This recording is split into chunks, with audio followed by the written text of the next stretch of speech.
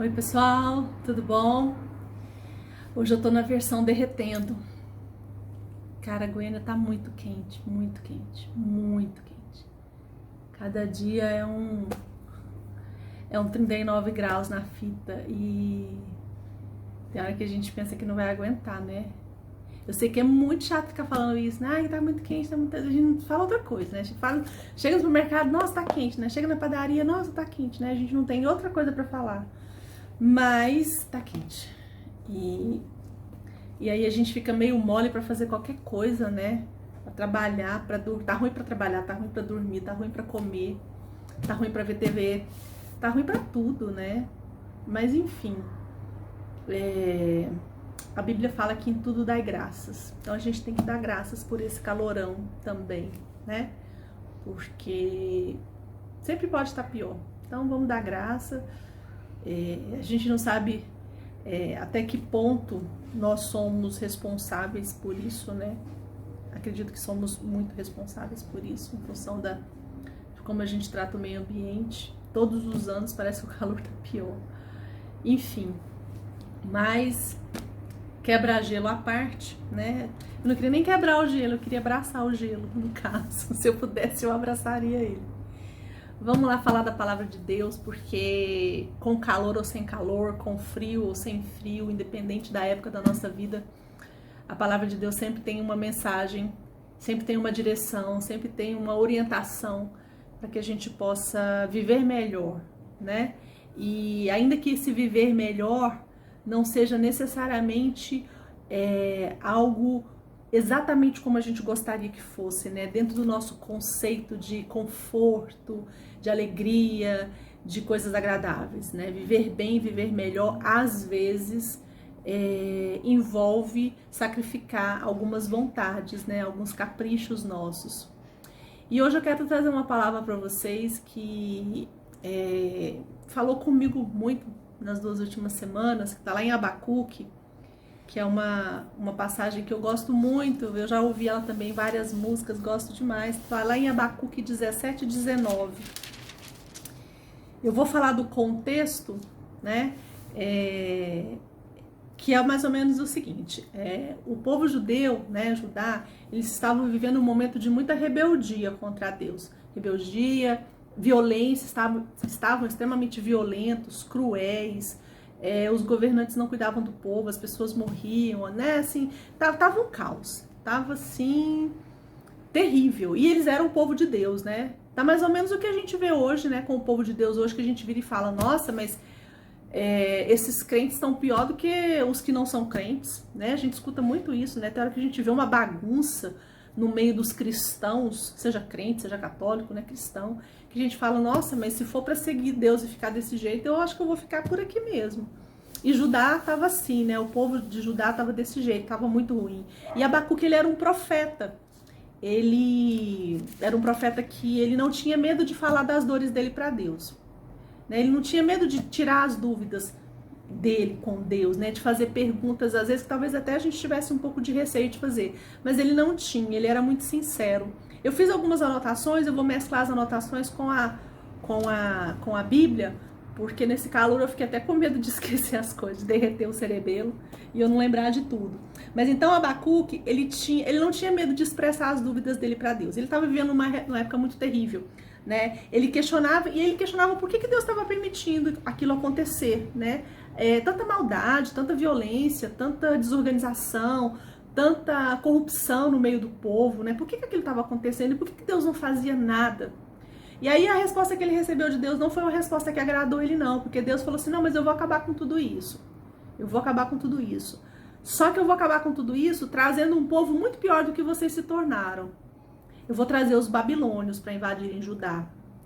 E aí eles vão acabar com essa bagunça de vocês. E Abacuque ficou assim, sem entender. Falou, Deus, mas assim, o Senhor vai castigar Judá, que tá fazendo tudo errado, que tá andando no pecado, trazendo uma outra nação que é muito pior que a gente, porque os babilônios, eles eram terríveis. Eu anotei aqui.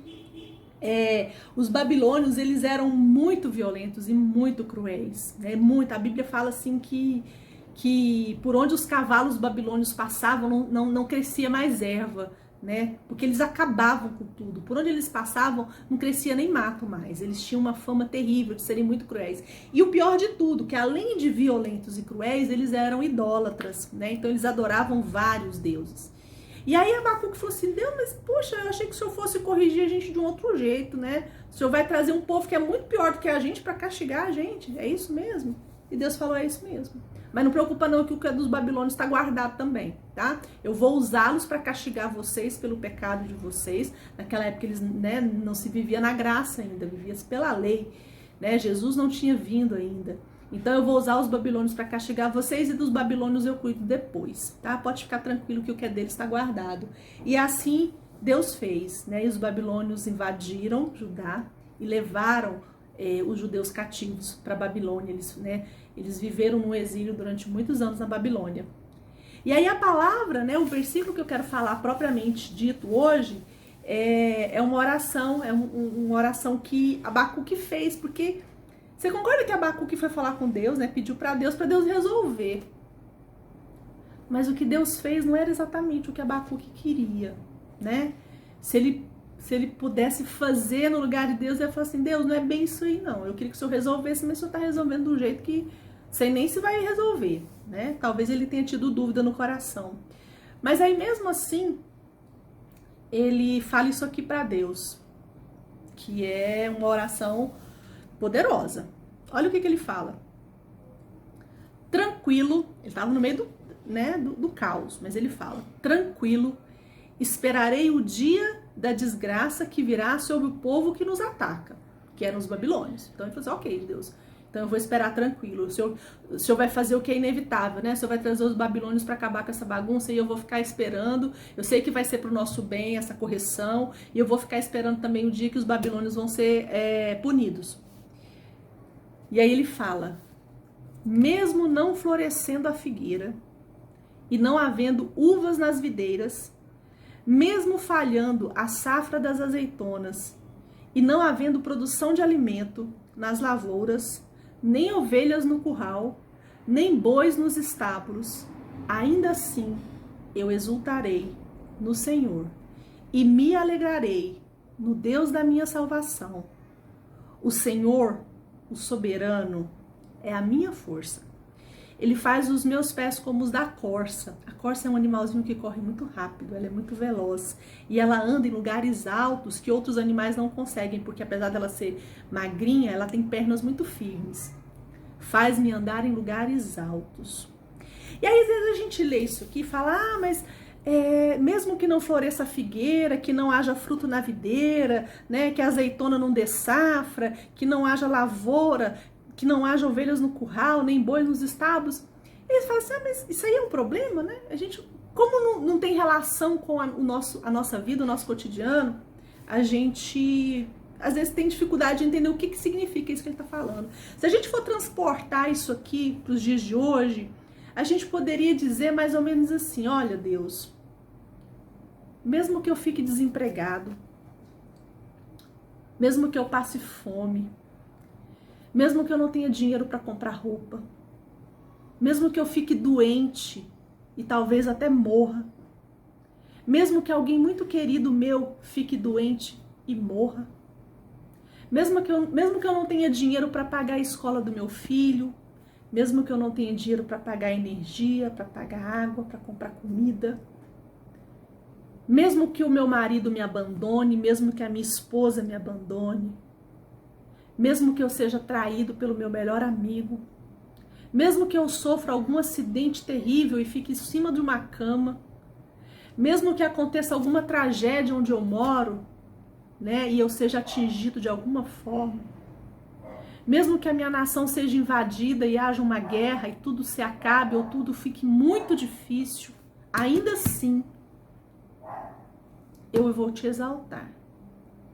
Mesmo assim, eu não vou te abandonar. Você vai continuar sendo meu Deus. E aí eu pensando no nome para essa palavra, né, para essa pregação, para essa mensagem, me veio à cabeça essa pergunta que eu coloquei no post. E se Deus não fizer? Porque quando a gente fala da Bíblia, a gente procura sempre trazer mensagens de renovo, né? Os meus posts diários, eles têm trazido sempre mensagens de falar, olha, confia em Deus, busca Deus, né? Se derrama na presença de Deus, ora, louva, busca, lê a palavra, que Deus vai fazer, Deus vai fazer. A gente traz as boas novas de Jesus. Jesus morreu por nós, né? Quando a gente aceita Jesus como Senhor e Salvador, nós somos salvos pela graça, pela obra da cruz, não é pelo nosso merecimento. Não tem uma vez salvo, não tem nada que a gente faça que nos faça perder a salvação. Então são sempre palavras de renovo, né? De nos ajudarmos mutuamente a termos uma vida de fé, né? De esperança, de não deixar vocês perderem as esperanças, né? Eu falei no meu vídeo passado, qual que é o meu propósito com esses vídeos? É trazer a esperança do que está escrito aqui, ó, na Bíblia, né? Da palavra de Deus. Mas e se Deus não fizer, Patrícia? Eu tô orando nessa pandemia. Eu tive um amigo, né? Uma pessoa conhecida, um amigo, que ele teve Covid, a esposa teve Covid, a sogra, as duas irmãs. E eu orei muito por ele, muito. Entrei, né, numa campanha de oração, porque ele ficou muito mal. A irmã dele ficou muito mal, ficou muitos dias na UTI. Eu orava por essa moça todos os dias, clamando, pedindo a Deus que tivesse misericórdia. Ela tem uma bebezinha que acabou de fazer 1 ano. E eu pedia muito por ela. Muito, muito, muito. E Deus foi maravilhoso. Ela ficou muitos dias na UTI, ela realmente ficou desenganada, né? Ela tinha algumas comorbidades.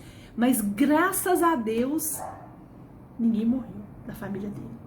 Todos sobreviveram, né? Foram para a UTI, uns ficaram piores, como foi o caso da irmã, mas graças a Deus, Deus nos honrou com a cura de todos eles. Mas eu perdi 2 tios de Covid.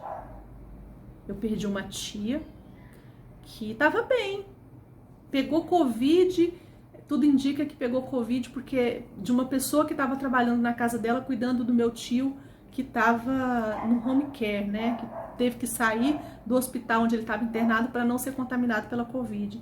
E ela pegou o vírus em casa. Ela ficou 1 semana internada e ela morreu. Perdi um outro tio também, os 2 irmãos do meu pai, né? Tanto essa minha tia como esse tio, há menos de 1 mês. Estava tratando de câncer, internou, pegou Covid no hospital e morreu de Covid.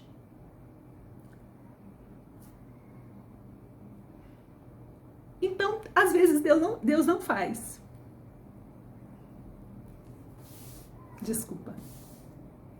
Às vezes, Deus não faz. Mas Deus não deixa de ser Deus, se Ele não fizer.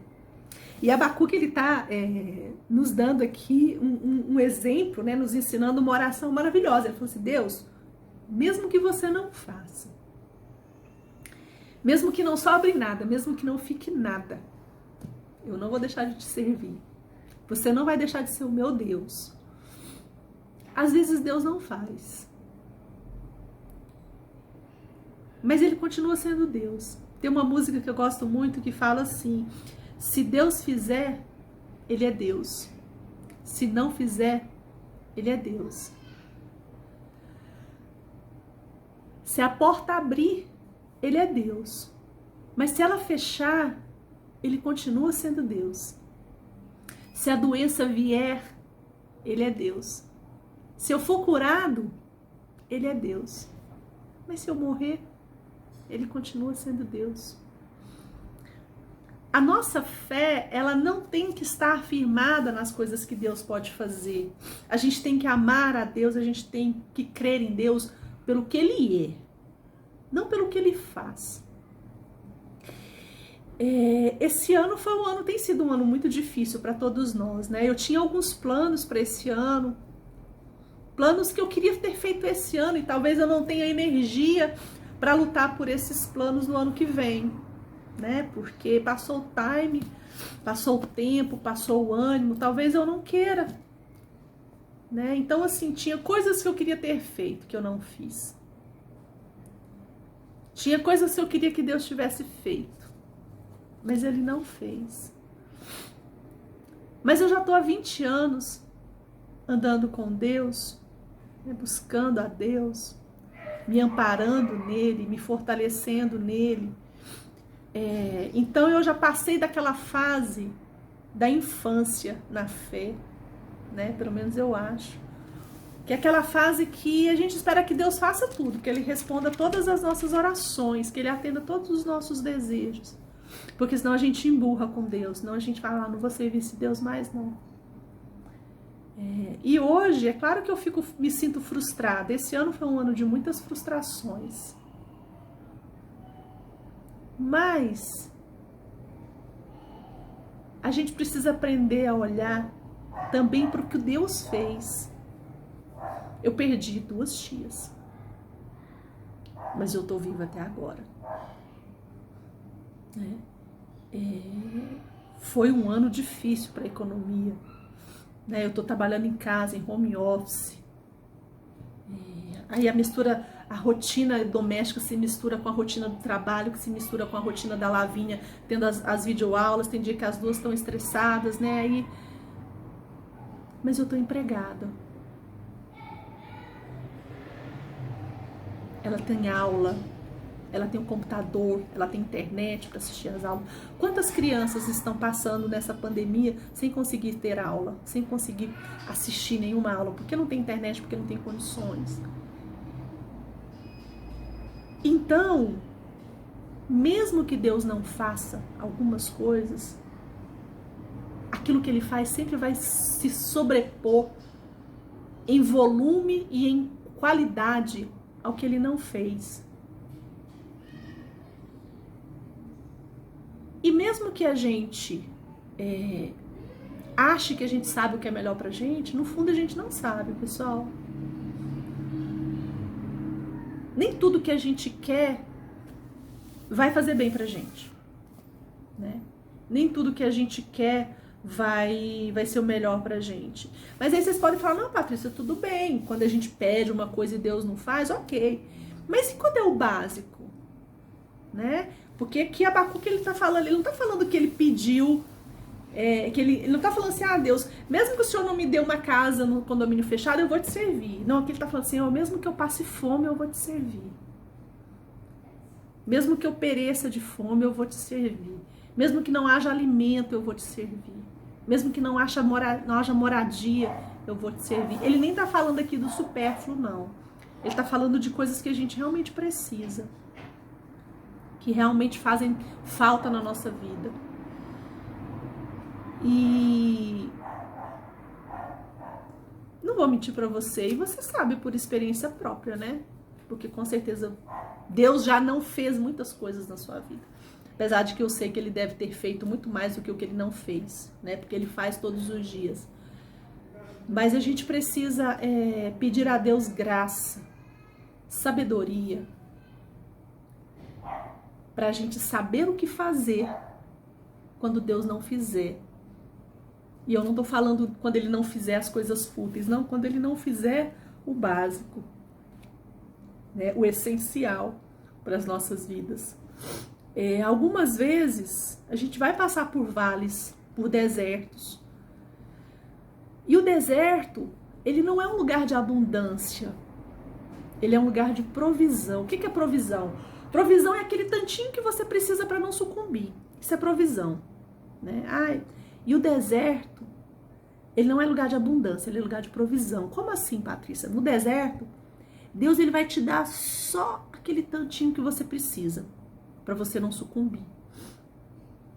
E às vezes a gente está passando por alguns desertos. Talvez muitos de nós estejamos passando por alguns desertos. Eu estou passando por alguns desertos, né, em algumas áreas da minha vida. O que é esse deserto, Patrícia? Esse deserto é o quê? É quando você está passando por uma área da sua vida em que você não vê as coisas acontecendo como você gostaria que acontecesse, ou como você precisaria que elas acontecessem. Mas então por que Deus nos leva para o deserto? Para nos ensinar alguma coisa. Deus não nos leva para o deserto só porque Ele é sádico e Ele quer ver como é que a gente fica ali fritando no deserto. Não, quando Deus nos leva para o deserto, quando Deus nos leva a passar por uma crise, é porque Ele quer nos ensinar naquela crise. Ele quer que nós sejamos aprovados naquela crise, naquele problema, naquela experiência, porque aquilo ali vai nos fortalecer, né?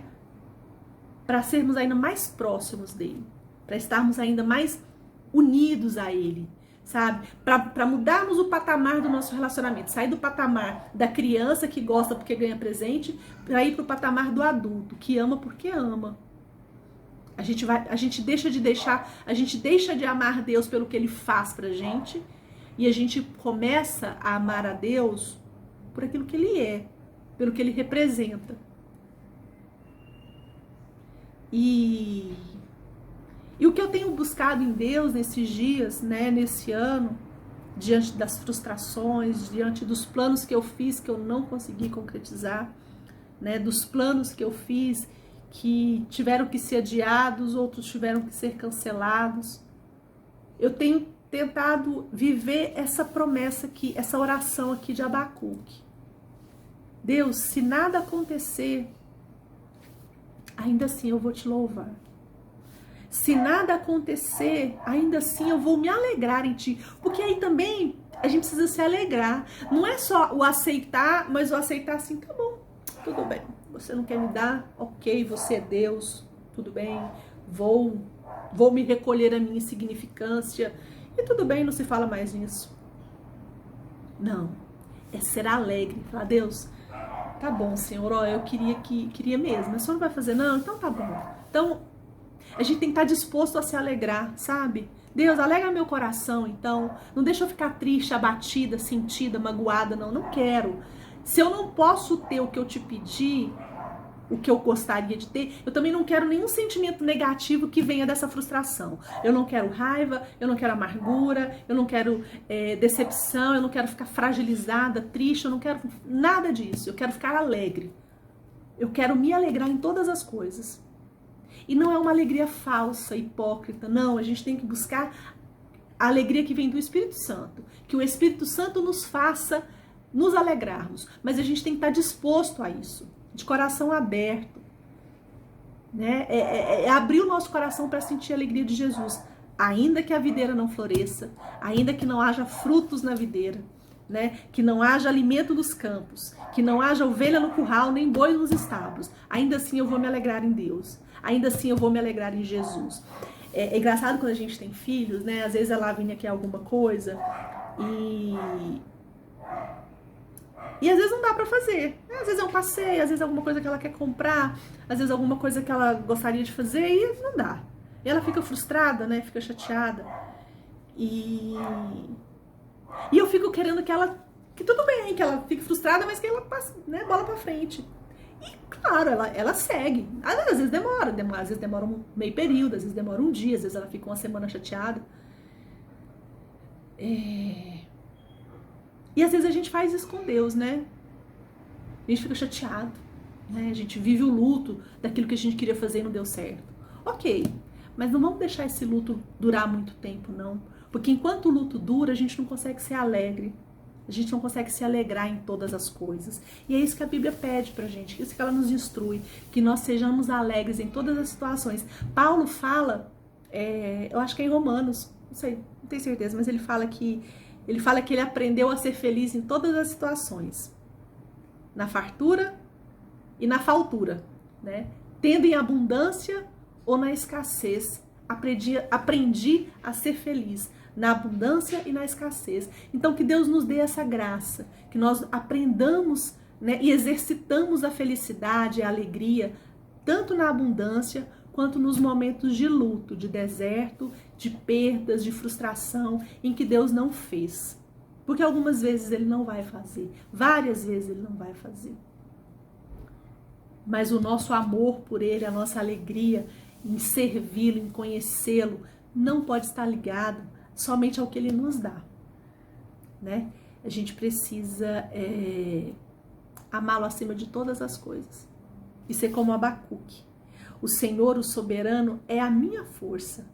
Ele faz os meus pés como os da corça, ou como os do servo, ou servo, né? Ele me faz andar em lugares altos. Isso Deus faz sempre. Ele sempre vai nos fortalecer diante da dificuldade. Ele sempre vai nos fortalecer. Quando a gente achar que a gente não vai conseguir, Deus vai nos segurar e falar, não, você não está sozinho. Eu estou com você. Se a gente permitir, Ele vai estar com a gente, né? E é isso, pessoal. E se Deus não fizer? Se ele não fizer, paciência. Não é por isso que a gente vai deixar de amá-lo, não é por isso que a gente vai deixar de buscá-lo, não é por isso que a gente vai deixar de se alegrar e louvar e glorificar o nome dele. Amém? Então, muito obrigada e até a próxima terça-feira. Um beijão e um ótimo restinho de semana para todos nós, tá bom? Tchau, tchau.